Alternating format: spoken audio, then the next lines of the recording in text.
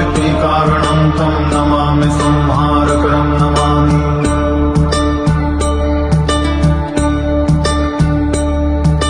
नमामि गौरी प्रेमव्ययं तं नमामि नित्यं शर्मक्षरं तं नमामि चिद्रूपममेयभावं त्रिलोचनं तं शिरसा नमामि।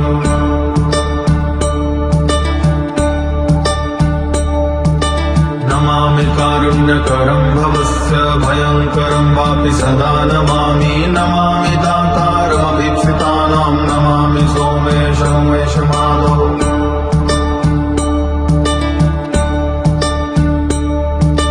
नमामि वेदत्रयलोचनं तं नमामि मूर्तित्रयवर्जितं तं नमामि पुण्यं सदसद्वतीतं नमामि तं पापहरं नमामि।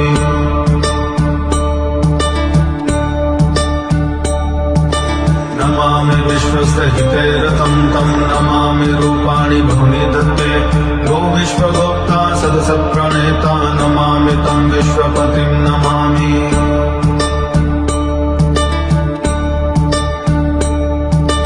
विघ्नेश्वरं सम्प्रति हव्यकव्यं तथागतिं लोक सदाशिवो यः